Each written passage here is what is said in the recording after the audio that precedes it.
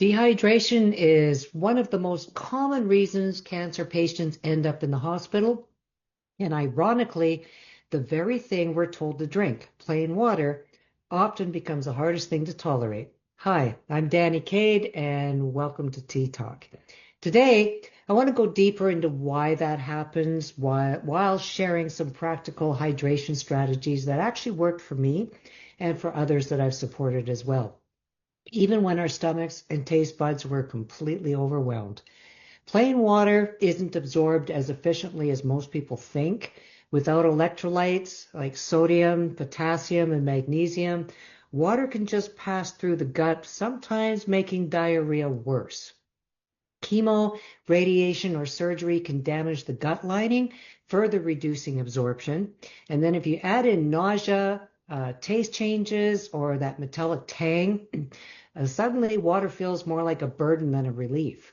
That's why we can drink plenty of water and still end up dehydrated, and often we don't realize what's going on until it's become a serious problem. Of course, there's the obvious signs like dry mouth, dizziness, or dark urine, but cancer patients also need to watch for the subtle red flags like a racing heartbeat when we stand up, headaches or brain fog that mimic chemo side effects, sudden fatigue or muscle cramps even after resting, and constipation. That's actually dehydration in disguise. These are all warning signs that our bodies aren't keeping up with fluids. So what can we do when plain water just isn't enough? One of the simplest and most effective solutions is warm, mineral-rich broths. They do more than just hydrate. They deliver sodium and potassium for absorption, stimulate digestion through the vagus nerve, and provide gentle calories within these fluids. Think things like miso broth, mineral vegetable broth, or slow simmered bone broth. Even just a few spoonfuls an hour can make a big difference. Something else that I've seen again and again, especially near the end of life, is people craving carrot soup. And that's not random, by the way. Carrots are naturally sweet, so they're tolerated even when other foods taste bitter or metallic. A simple, basic carrot soup is not only hydrating, soothing, and light on the stomach, it's also grounding, literally pulled from the earth, and on a deeper level, it carries comfort. Nutrition isn't just about calories or electrolytes. Sometimes something as humble as carrot soup carries as much healing power as a supplement because it makes the body feel safe and cared for. And for many of us, is tied to childhood memories of being cared for. So just as carrot soup provides comfort and nourishment when our body and mind are stressed, there's also science-backed ways to support hydration at a cellular level. One of the most reliable ones is the do-it-yourself oral rehydration recipe. It's 1 liter of water, half a teaspoon of sea or Celtic salt, and 2 tablespoons of sugar or honey. Now I know, sugar. Some of us cringe at that because we've all been taught to avoid sugar during cancer, but here's the truth. Sugar is a transporter. Sodium alone doesn't cross into the bloodstream very well. That glucose acts like a shuttle, pulling both water and electrolytes into our cells. That's why these oral rehydration solutions are used worldwide and have saved millions of lives.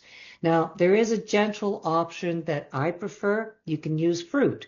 A squeeze of citrus, a bit of coconut water, or blended ripe fruit.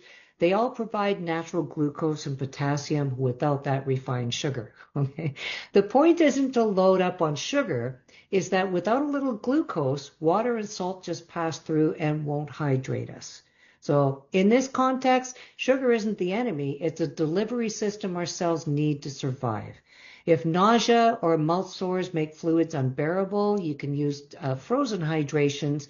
There's methods that can help. You can use electrolyte ice cubes to suck on, frozen grapes or melon balls, or you can even freeze up some herbal popsicles as well. They work very well. Cold numbs those nausea triggers and it makes fluids easier to tolerate.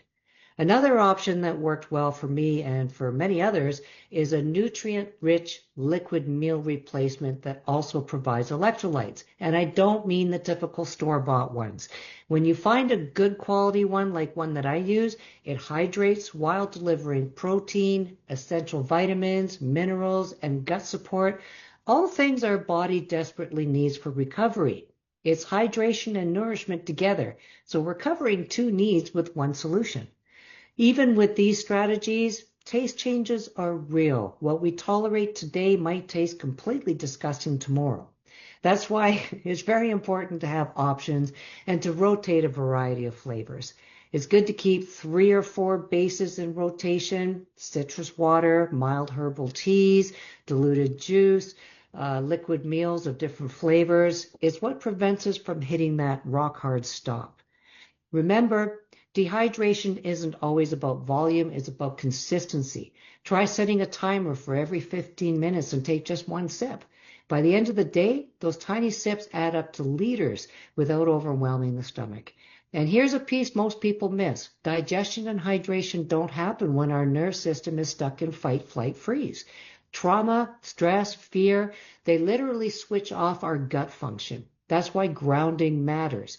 Take a few deep breaths before sipping. Stand barefoot on the earth or an earthing mat, or even pause long enough to smell your broth before drinking. These simple steps send the signal that we're safe, and only then does the gut allow hydration in. Hydration isn't about forcing down 8 glasses of water. It's about fueling our cells with the right balance of fluids, electrolytes, nutrition, and calm digestion. Subscribe to my channel and save this to remind you that when water isn't working, we have options: broths, carrot soup, electrolytes, sips, fully balanced liquid meals, frozen hydration, and grounding practices. This isn't just about staying hydrated. This is about protecting our strength, our immune system, and our recovery. If you or someone you love is struggling with hydration and nutrition during treatment, drop the word hydrate and I'll send you my free guide. It's the same one that kept me from going back to ER after the first time, when nothing else worked. Follow me on Instagram at Cancer Nutrition Support for strategies that go beyond drink more water from someone who's lived it. And I hope you join me tomorrow. I'm going to be here an hour earlier, and I'm going to talk a little bit about some joint mobility tips and tricks that can help you if you're struggling with movement. That's all I got, everybody. Thanks for being with me, and I look forward to seeing you tomorrow. Thanks so much, everyone. Bye for now.